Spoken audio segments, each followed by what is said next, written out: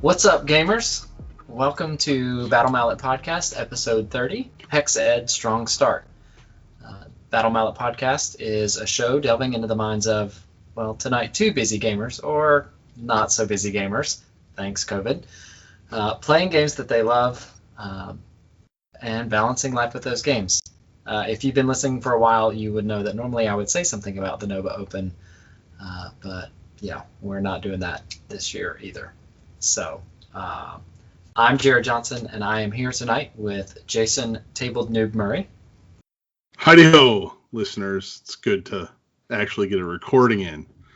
Awesome. I know, and hopefully after this strong start, we can maybe get some momentum as the world opens back up, and we are all a little bit more motivated to build, paint, and play.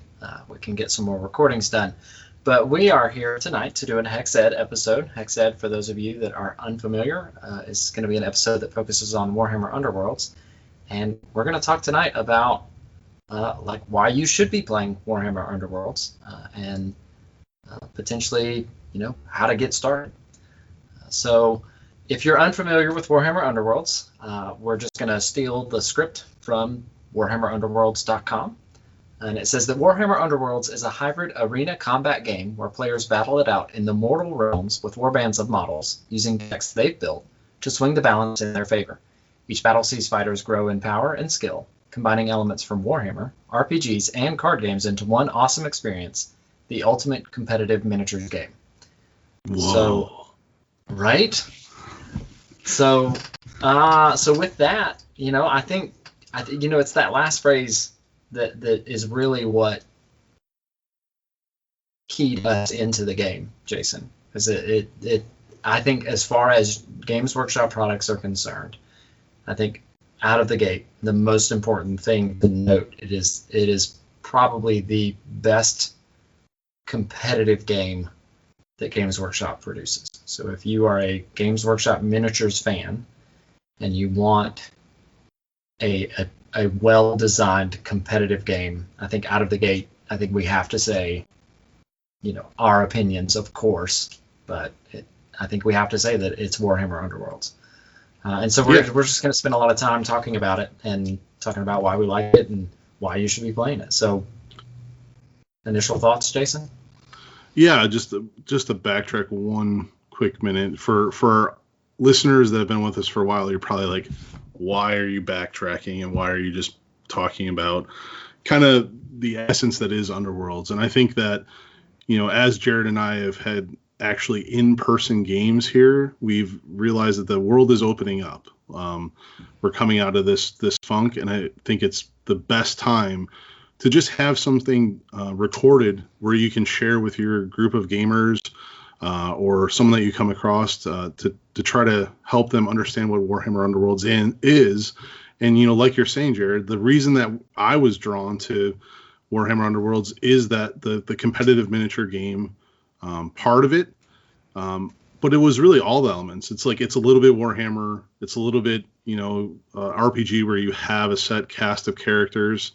And then there's dice to it. So it kind of scratches all the itches. And really, I think when we jumped across the other games we were playing, it was really hard to find a balanced game. And I don't mean the game itself being balanced. I mean the experience between two players having the same expectations coming to the table. Would you say that was kind of one of the other reasons we got into it?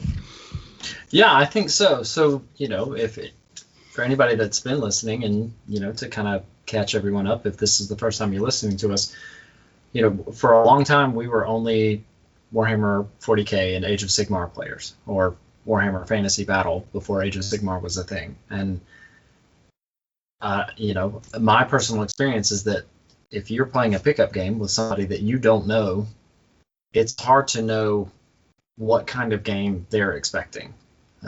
You could have built this list that is designed to represent, a very specific force within the lore, a part of the 10th company of a Space Marines chapter. And they have designed a list that is built purely to win games, regardless of what kind of force it would represent in a book or in a story. And it's in those cases that neither player really has the best experience that they could have. So if I brought this very, fluffy is the word that is used, this lore based army, and then my opponent has brought this very competitive army, well, I'm not going to have a fun game because I could have it in my head that I want to see a story unfold, and my opponent's not going to have a fun game because they have it in their head that they really want to, test their mettle against a strong army and a strong opponent. And the great thing about Warhammer Underworlds is there's no mistake about what kind of game it is. I think every box says that it's the ultimate competitive miniatures game. And that's not to say that you can't create like a fun experience, that you can't build a game, build a deck, as we'll talk about, that's just something fun or designed to do one specific thing. But ultimately, if I'm playing a pickup game of Warhammer Underworlds, I know that ultimately the warband that was chosen and the deck that was built was meant to win a game and be competitive in some form. Yeah, it's exactly that. I mean, you can scale that competitiveness or your selections in the game to cater to the setting that you're in. So like, right now coming out of COVID, maybe new players or players that have not played in over a year. So you can make different decisions on the deck, but at the end of the day, you're still designing something to win the game. And it's been very, very refreshing and kept my interest. I always have a good game experience when I play Underworlds, even when I get crushed, because it's typically a decision that I made that was an incorrect decision, which is good. So. Yeah, so I mean, why don't we take a minute? Let's talk about what it looks like to get ready for an Underworlds game. Okay. Right? Yeah. I mean, I think that's it can kind of, and then as we do this, as we talk about what it takes to pick something, I think there are going to be some key points that we can pick out about the game maybe that really intrigue us. So Jason, what's the first thing you would do? Probably pick a warband. Yeah, no, I mean, I think that's, yeah, so that's a good thing. So in Warhammer Underworlds, there are, I think, 36 available warbands that you could choose from. And so each of those have a unique playstyle. The factions vary across the mortal realms, the grand alliances of order, death, destruction, and chaos across, Age of Sigmar. And so if you're really into skeletons or ghouls or vampires, you could pick something from Death. If you're into like star lizards or super soldier soul dudes or elves. I never die. Boom. Or crabs. You could pick something, and it goes on. So, if you're into orcs or goblins or trolls, if you're into ogres, you can, there's a variety, a huge variety of warbands available to choose from. So you pick a warband, and then with that warband, you can kind of get an idea of what you're going to try to do in that game just based on, what the warband has, what's available, if you're... how many fighters or their stats if you pick a warband with 3 fighters, trying to hold 3 objectives, which we can get into, it's probably not a good idea. But if you got a warband with high mobility and 5 or more fighters, I think maybe trying to hold some warband or hold objectives is a good idea. So let's say you picked your warband. Great, that's done. So what are you doing next, Mason? So then the other big element of the game is to design a deck. And the deck is, a deck of cards. And I like to liken the deck construction or the card selection to codexes of a lot of other games, right? Like, so you have your rules for that specific army. Well, this warband is going to come with a suite of objectives and power cards that are designed just for that warband. They only can be selected by that warband. So it gives you that flavor, like, what you were talking about, Jared, where, maybe this warband's good at holding objectives, or maybe this warband's really good at, punching in the face, or maybe they're really resilient. Those warband cards will kind of lead you further down the path of what they may be good at. And then there's hundreds of universal cards, which, are either like universal rules in another game. Maybe it is a codex, or, special rules from back in, what was it, 7th edition 40K, where there was universal special rules, or if you played Infinity, universal special rules. And that's kind of like what universal cards are that any faction has access to. But you're going to design that deck, and it's going to be 12 objectives. The objectives you have conditions on the cards, and when you meet those conditions, you'll score glory, and glory is kind of the points that you use to win the game. And then the other is 20 cards in your power deck. They have to be 10 gambits, and gambits can be ploys or spells. And they don't really cost anything, but they have certain triggers or times where you play them during the game. And then upgrades. Upgrades are typically a weapon or an attack action. Maybe it's another stat, like adding you strength or wounds. And those cost glory points to attach to a fighter, and that's where the little RPG element comes in. So then you're going to build your deck of 12 objectives and 20 power cards, and you're off to the races. Yeah, and so the way that I like to think about it is, when you build your objective deck, this is how you're going to win the game. Like, what goals do I have to get points? And then your power deck is going to be the things that either help you achieve your goals or potentially help you foil your opponent's goals. Yes, that's the only way to build the deck. Jason's favorite thing to do. All right, so we picked our warband. We've got our deck built. And then this is the part that I probably put the least amount of thought into, especially over the past year, is with the game. It is arena-style combat, which means it's played on a very small board. And it's two small boards. Hex-based boards. Yeah, that's important, right? There's no rulers required. You don't have to measure. You don't have to know, how far is 24 inches or whatever. So it's a hex grid. Two boards that are joined together. You bring one and your opponent brings one. But picking the board matters, because it can affect, how close or far away you start from your opponent's fighters. It can affect where you put objective tokens, which are the spaces that your warband can hold in order to score points. And it also can include obstacles, whether that's an obstacle that could prevent line of sight or moving, or it could be a lethal hex, which actually causes damage to models as you play the game. And so, boards. Yeah, boards. The boards. And it really, what we're talking about is the layers of depth that are really in this game, and it's really interesting to me just how many decisions we have in a smaller game. The games will take about 30 minutes, which is another great aspect of the game.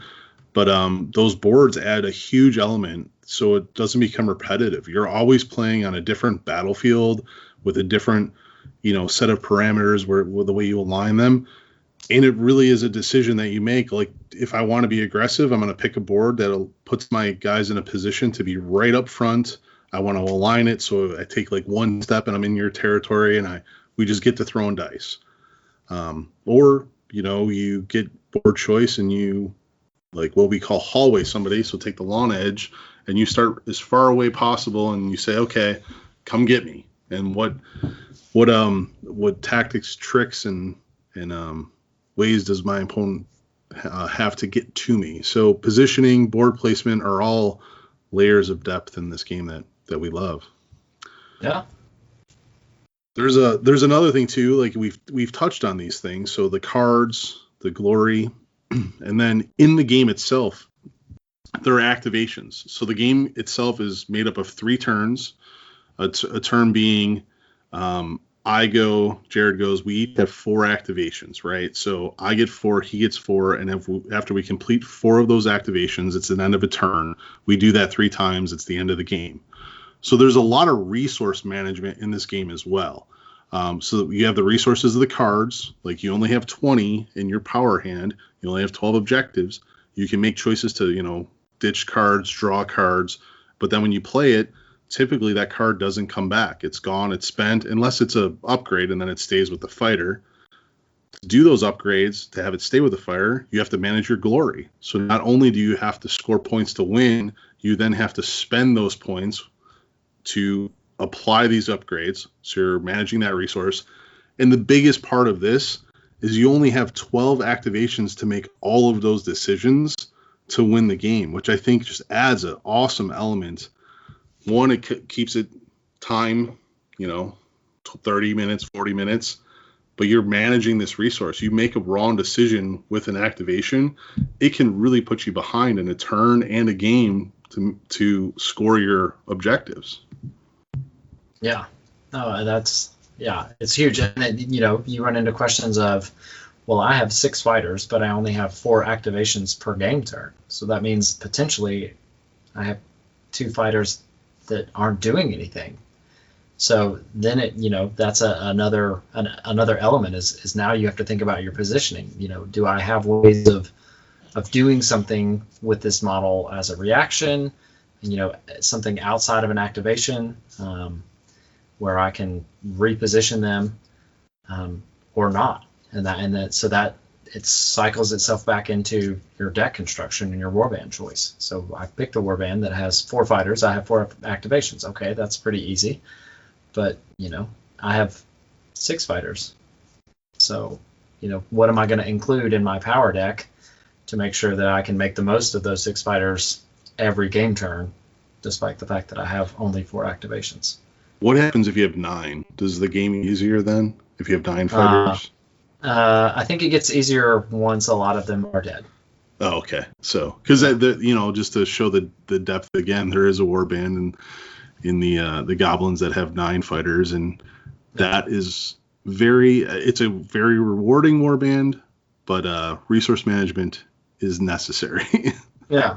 Well, and so this goes into the design of the game, is that so there is one warband in the whole game that has 9 fighters, but they have a mechanic that is integrated directly with the warband. It is a feature that is their warband alone, and that they get to make free actions.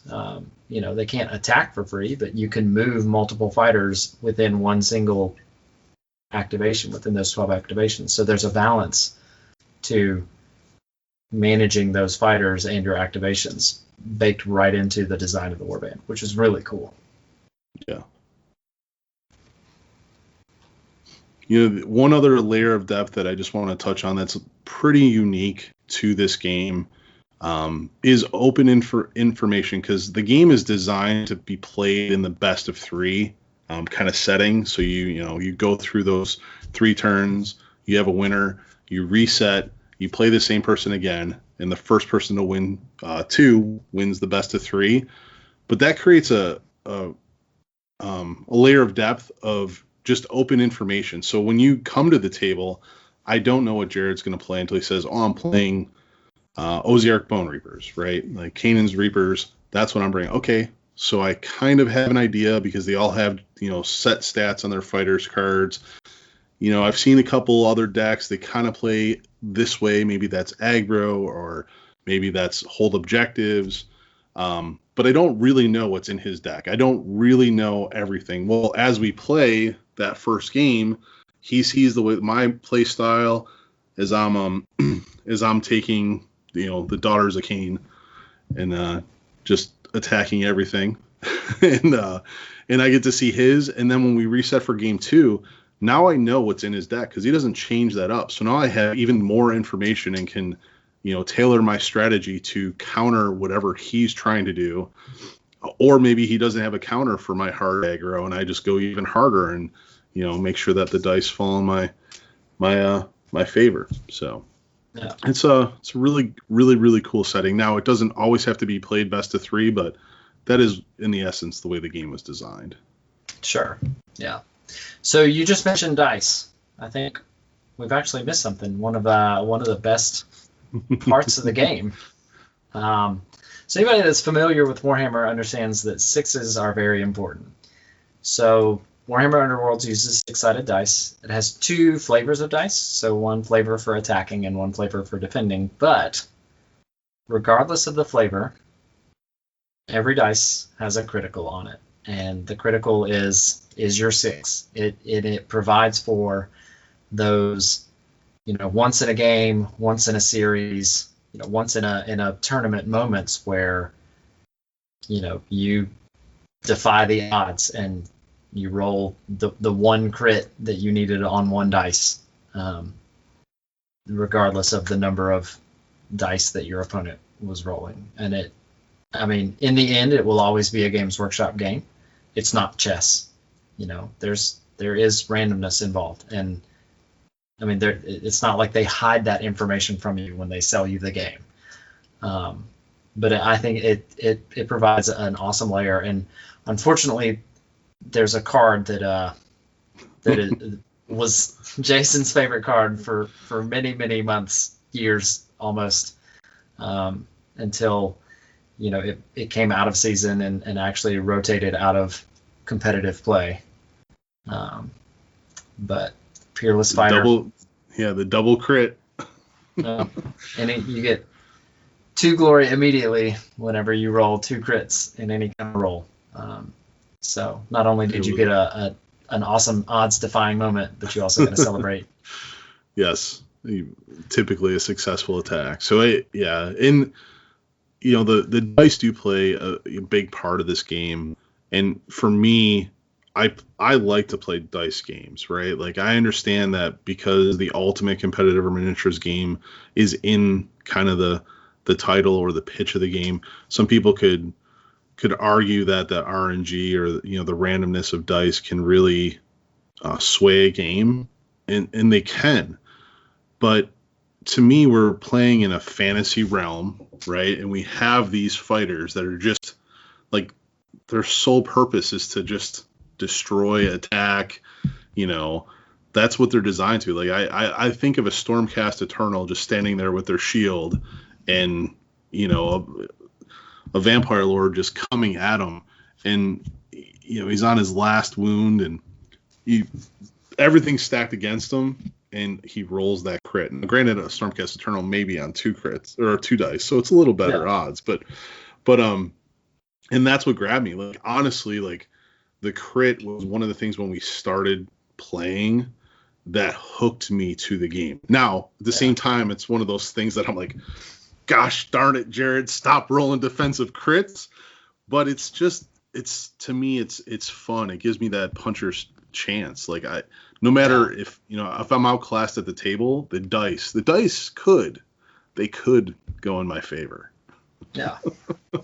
Yeah. Well, and also, like, it's still a social game, right? Like, so, like, you get to build these memories, like, Yeah.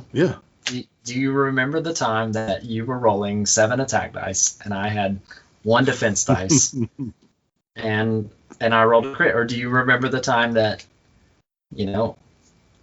I had 4 defense dice and you had 2 attack dice and you rolled a crit on the attack? So it builds the same kind of memories that a lot of miniatures players will remember from, memorable 40K games and memorable Age of Sigmar games, or memorable Malifaux or Marvel Crisis Protocol or whatever it is. You get these kind of odds-defying moments that stick in your memory as, this kind of cinematic or dramatic moment in a game, which is, I really enjoy. Like, I'm with you, Jason. It's one of the draws to the game for me, is that, you get these chances to celebrate ridiculous things happening. Yeah, and I think the key there is celebrate that they do happen, because they happen to all of us. 5 dice with supports and a reroll, and someone double crits out of it. By double crits, like, even the second attack, you critted out of it. So, those things just last forever. But it's much more memorable than rolling 7 dice, rolling 4 successes, having 1 defense dice, and saying, okay, I can't beat it. Right? Like, it's done. Yeah. So. Yeah. That's a really good point. Like, there's always a chance, right? Like, as long as you don't, stack a bunch of crits on the first roll, on the attack roll, your opponent, there's always a chance of disrupting whatever it was that you're trying to do, which I think that's important. Yeah, I agree. So that's the dice. We've kind of covered the depth of the game, the process of the game, what the game's about, the decisions that you go into to kind of building your warband. We've mentioned kind of rotation and stuff like that, and the one thing about this game is there are many ways to play it. Now, the most popular is championship mode. So what is championship mode? It's the competitive mode for Warhammer Underworlds. It consists of cards from the current season and the last season, so 2 seasons of cards. You're allowed to make your selections from building decks and any warband. So, you have your warband and the warband faction cards, which are always current. And then if you're playing championship, you currently would have Beastgrave and Dire Chasm cards to select from, and any of the cards that came out in expansions during that time. So that's the most popular, and it's also, once again, best of 3 is the Grand Clash style of championship mode. So that's the thing you'll find out there the most. But there are a lot of other ones too that are supported by GW. Yeah, so I think probably the next one, and this is probably going to be the best way to play if you're new to the game or you're trying to build a community, and that's Vanguard or Vanguard Plus. So Vanguard is advertised by Games Workshop. It's a mode designed by the game's team, and it means that you are only able to use the current season warbands and cards, and so you're going from the analysis paralysis of having to choose from 36 available warbands to only having to choose from 10. It severely limits, your options, but it can also make making that decision easier. And the other really good thing about it is that all of the current season warbands are going to be regularly available, minus the Crimson Court, because vampire players are crazy. Vampires are cool. Vampires are cool, and the warband released at the same time as a new battle tome for Age of Sigmar, and everybody wanted to be able to create their cool custom vampires for their Soulblight Gravelords armies from the warband, which I don't blame them because the models are awesome. They are some of the most detailed models I've ever seen. So. Yeah. No, I'm looking forward to painting them. Yeah, so you could do Vanguard or Vanguard Plus, which would be allowing... So yeah, Vanguard Plus is a community kind of add-on just to make the format a little more approachable to a lot of players. So, the same thing that Jared kind of laid out there is it only incorporates universal cards from the current season, so Dire Chasm, or, the starter set, but it allows you to select any warband that's out there. So, if you were able to find Skaven, and you really like Skaven, you could bring that and then any of the current season's cards. I really think that is going to be kind of the community's addition to Vanguard, especially coming out of COVID, where you could get, reintroduction of players that maybe already had a warband along the way, and it makes it just a really, really approachable and easy for someone to get out there and play. Yeah. Well, I think that's probably what we'll start doing once we start getting back into the community to play, is bring whatever your warband you want, and the only thing that you're beholden to is using the current season's universal cards. But if somebody hasn't had the time to purchase, or they bought all of Warhammer Underworlds Shadespire and they haven't bought anything since, well, there's a game mode for that, and it's called Relic. And that basically means you can use whatever you want, whatever you have, whatever you've got. If you're rolling up to a 40K tournament and you have your squat army from 1991, you can bring it. Wait, in Underworlds? Time I'm lost. No, you jumped over that. I did. But the point stands that, this is wide open. This is use whatever you have. We're not at this point, I think you're really just saying, well, let's just get some games in. Like, let's just get together and have fun. Let's get together and enjoy ourselves, have a social experience where dice are rolled and miniatures are moved around and a game is played and everybody has fun. Yeah, it'll be interesting to see. So pre-COVID, Relic didn't really take off, right? Like it was there, and I want to emphasize that Relic is 100% supported by GW. Like there is a document that kind of updates Relic as the game grows.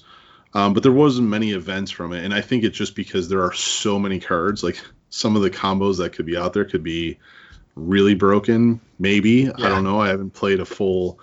I've played Relic decks just to have a game, like you say, but I haven't spent time refining those decks. So. Sure. I'm sure that Well, I just think back to season 1, and there are definitely some cards that were a lot of fun in season 1, but I think it's probably best for the game that they're not in the most popular game format. So, whose turn is it anyway? Yeah, right. It's my turn. My turn. So, another popular format that it's supported is called Alliance format, and this one takes a little more explanation. So this would be a team of 3 players. So you'd have you and 2 of your friends, and you would select a different warband amongst you, and there can be no repeat cards in any of your decks. And this format is gaining a lot of popularity. It adds a level of depth and strategy to your warband selection. And more importantly, when you sit down at the tables, there's a little mini game where you kind of put up a warband and someone counters with another warband. So you get to pick kind of your matchup in this format.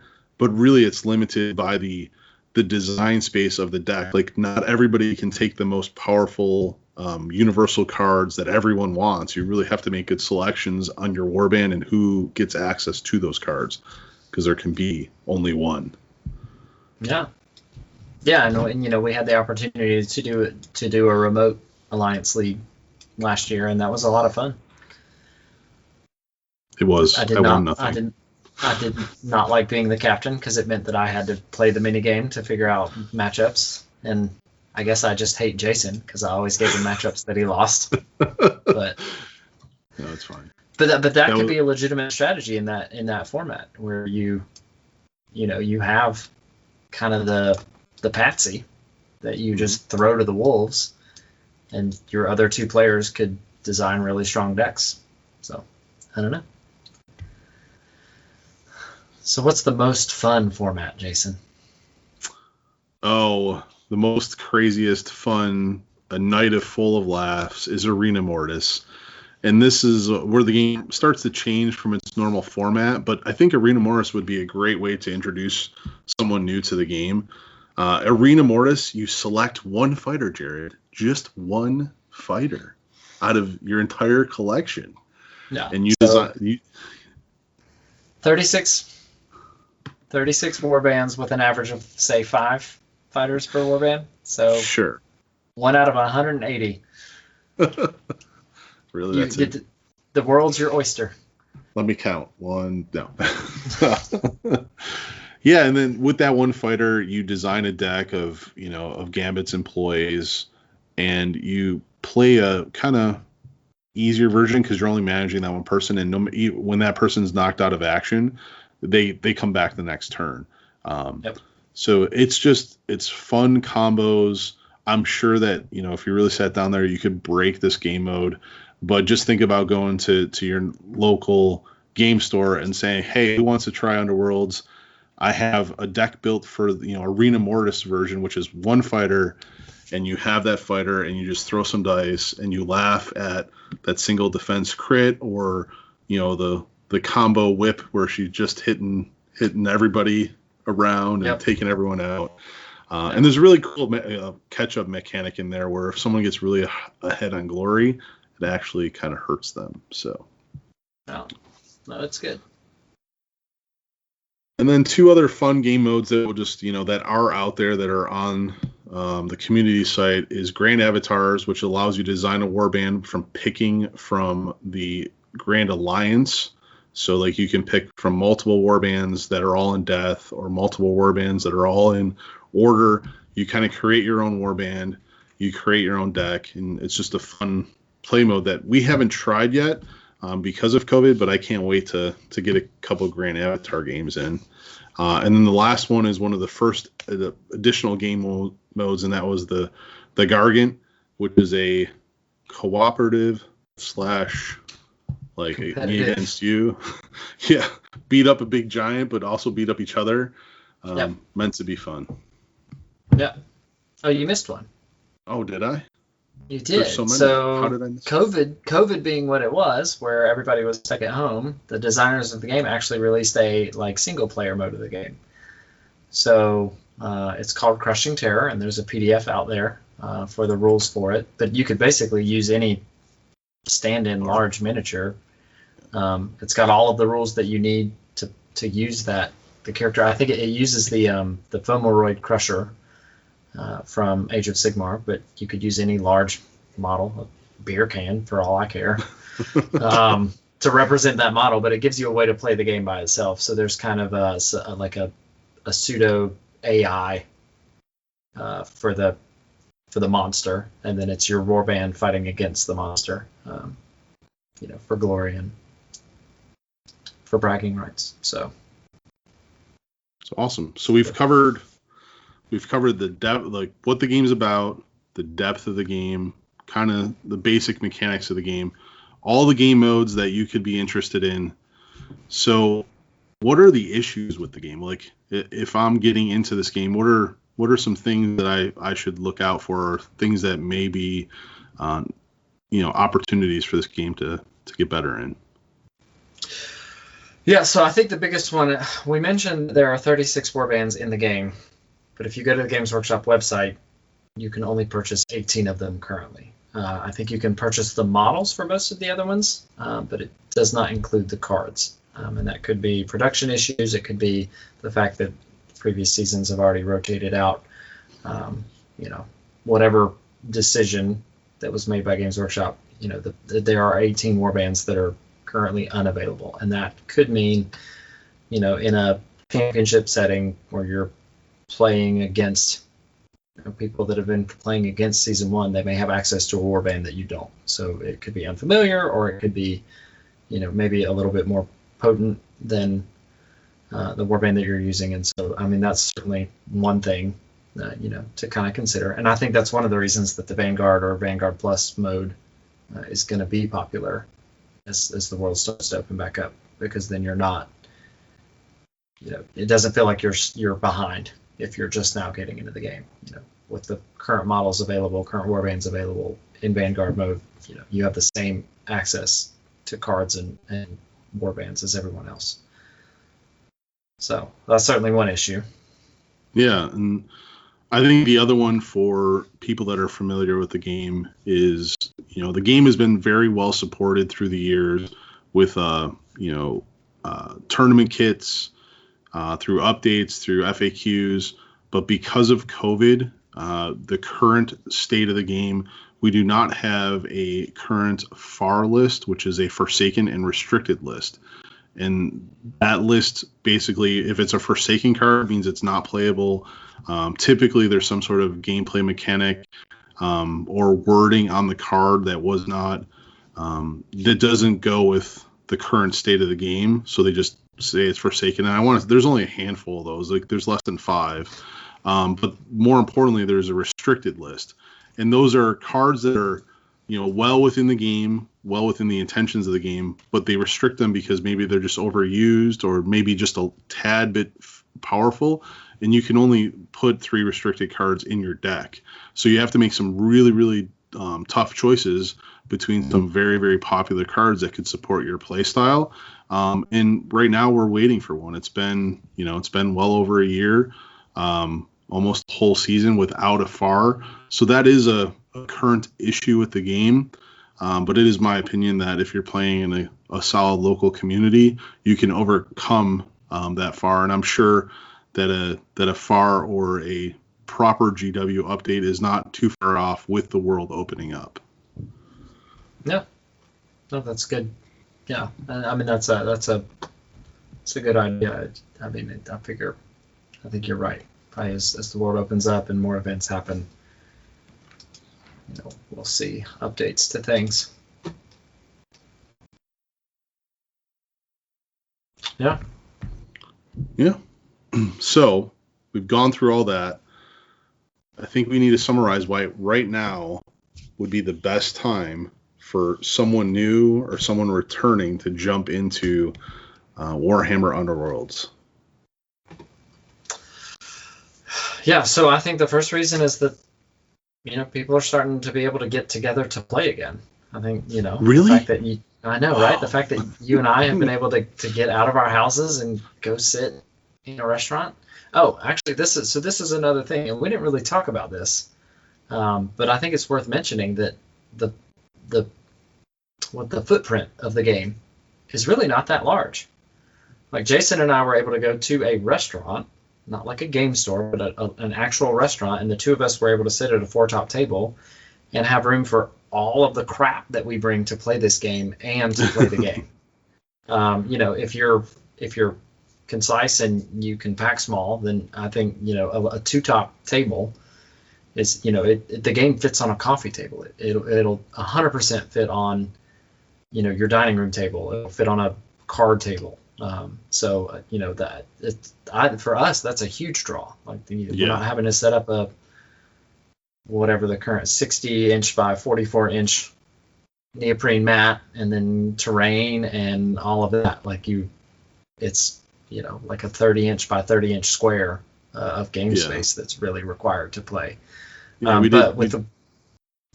did miss that, and just to drive home that point, like it's great. Like you could take it anywhere and find space, or do what we've been doing, like a lunch hammer, or getting together for a quick bite to eat and getting in a game of Underworlds. Yeah. No. So the world's opening back up, and then Jason, why don't you talk about the current state of the game? So the ways that you can win and all that stuff. Yes. So the other reason that I think it's a really good time to start in Warhammer Underworlds is the current state of the game, and it to me it's very healthy. And I know I'll get some of the pushback on the far list, and that is an opportunity like we discussed. But other than that, the few cards that need to be restricted or FAQ clarifications that I'm sure will happen. The state of the game is very healthy because of the redundancy. So there's multiple ways to play the game because there's redundancy in the card base. And, to me, in prior seasons, like in season 1 and season 2, there were cards that, for example, push a fighter. And that type of card was only accessible maybe by a warband, or maybe it was a single card in the season. This season, or these two seasons put together, have multiple ways to add speed. They have multiple ways to kind of push opponents around or push yourself around the board. They have multiple ways to add health. They have multiple ways to heal. They have multiple surge objectives that they're a little tweaked, a little different, but yet the same way. So where seasons past, I would say you need to buy every single pack. And to be the most competitive, you would still need to do that to buy every warband to get the universals. But the current state of the game, I think you can design a very competitive deck, a very competitive warband, with picking and choosing certain factions that you buy, right? Having access to those cards. And then just right now it supports so many different styles of play. So, there's the aggro, which is just run and attack. There's my style, which is kind of a flex. Like I like to hit you, but when you come to me, but I'm going to push you away. There's a control style, which is like I try to disrupt every single thing that you do and so I can do what I want to do, but you don't get to do anything you want to do. So there's just so many different ways that the game is balanced right now. I think that out of all the time that I've been playing right now is the most fun I'm having with those multiple ways to play. Yeah. No, I mean that makes sense, and I think just the viability of essentially any warband right now is pretty key. If you're looking at the 18 that are currently available, I think each of those is viable in its own way and can provide good, fun games. So, going over the game, why it's a great time to start.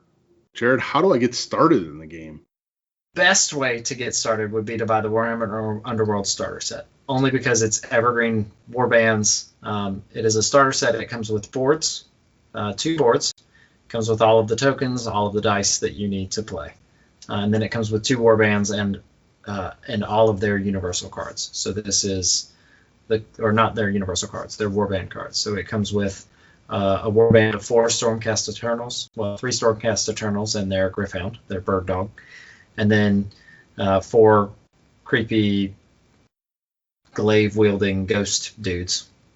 Yeah, and the reason that the one thing to note here is the rules that do come in this, to your point, are a little watered down. Like they're kind of like the basics of Underworlds, but the 2 warbands that you get here, if they appeal to you, like one of them is very competitive.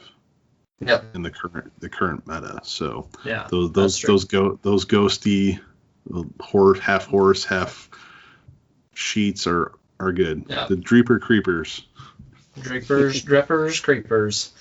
Yeah, so they're good. And then, so if you go that route, there's also another card pack that will be evergreen, and that's the Essential card pack. And so what that does is this would allow you to expand your existing warbands with universal cards, so it can provide more flavor to your deck style. So how you score your points, like the goal of your warband, and then the tools that you get to help you score those points. So yeah, I think that's probably the best way to get started, would be to pick the starter set and then the essentials pack. If neither of the warbands really appeal to you, but one of the warbands from the Dire Chasm box appeals to you, then you could probably get the Dire Chasm box and then the Essentials card pack. It's critical, really, that you buy one of the box sets, though, to get your dice in the rulebook and boards and all of that stuff. The boards, and I think from there, yeah, the boards are very essential. I can't play without them. But I think from there, then you start looking at warbands that you like. I mean, you could get out with a starter set, the Essentials card pack, and then one other warband, and you would have everything that you would need to play. And at that point, you could potentially own 3 warbands. So now you've got enough to play and to introduce the game to more people. Yeah, exactly. And from there, the game really takes off. So, in closing with that, like, let's say you do start with 3 warbands. I'd be remiss to mention one of the other favorite things of this game for me is exactly that. As you grow and enjoy the game and progress through season and season, in all other games, typically what happens is you start with a faction, and then about 5 games in, you're like, I want a different play style, and I want to choose a different faction. Well, the beauty of Warhammer Underworlds is as you build your collection, at any point in time, you'll have access to other playstyles and warbands to select from, and that will keep you coming back in, day out, or maybe month in, month out. Yeah. If it's during COVID. That's right. Quarterly. Yeah. Well, awesome. Any closing remarks, Jason? No, I hope that the episode leads people to give Warhammer Underworlds a try. Very excited to get back out in the world and start building our local scene. And I'm just happy that I've had a game that I've really, really enjoyed and been able to play over the last few years. So, gosh, it has been a few years, hasn't it? Yeah, 4. I think that's yeah. Well, it's crazy because, I mean, and this is just a testimony to the game. I think about the number of Warhammer Underworlds games that I've played in the past 4 years, and I'm pretty sure it drastically outstrips the combined number of Warhammer 40K and Age of Sigmar games that I've played in the past 8 years. Yes, I would wholeheartedly agree. Which is, I mean, it's a major selling point to me that we can get together and play a game in 45 minutes. That, if we do a full-on game night where we get 3 to 4 hours, we're going to get 4 to 6 games in, and it's a full game experience. It's not. Yep. And typically we're not rushing. We're shooting the bulls. Yeah. Yep. I think there will always be a part of me that enjoys the spectacle of 40K and Age of Sigmar, but it's hard to beat a quick 40-minute game. When you have those obligations at home, sometimes I only get an hour away. That's right. Yeah. Balancing life with the games we love. Yeah, well, I guess with that, we'll, I don't know. Let's just take a break for old time's sake, so I can come in and take a break. Do a little editing. All right, sounds good. And we'll be back with the outro.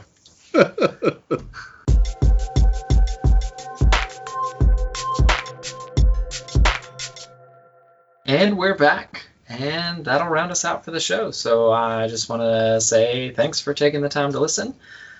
We hope that you have gotten some information, and maybe you could share this podcast with friends that are interested in games, so you can build your own local community, get other people into Warhammer Underworlds. We do have a Discord server. There'll be a link to the server in the show notes or in the description of the podcast, depending on where you're listening to it from, and you can come in there. We will occasionally be online. If you have questions about Underworlds, we're more than happy to ask. If you have questions about anything else really that we can relate to, we're happy to answer questions there. I think as life gets more back to normal, we might start scheduling some hobby hangout nights for anybody that's interested in doing some hobby stuff and being logged into a computer while you do those. If you want to find more episodes, we're available basically on every podcasting venue out there at this point, I think. So Spotify, Apple Podcasts, and that list goes on and on and on. If you want other people to be able to find our content, you can like, subscribe, and review, as all the influencers say. But really, we just hope that you've enjoyed the episode and that you're able to get out there and play some Warhammer Underworlds. So with that, we are two dads and a poly-objective warband gamer. No, two dads, one of whom includes a poly-objective warband gamer. This is Jared signing out. I am so confused right now. I'm Jason Table Newton-Murray. Get the hell out of here. Peace.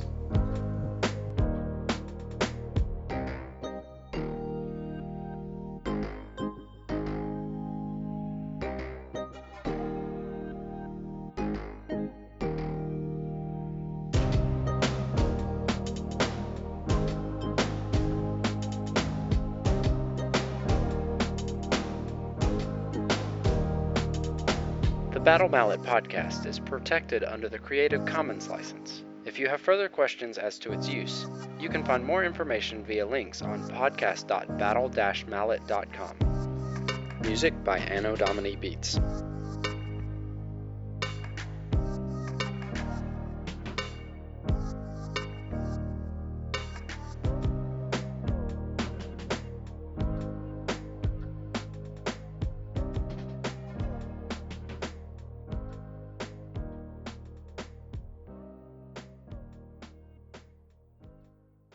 Man, if only we had made some notes or something and put some thought into this episode.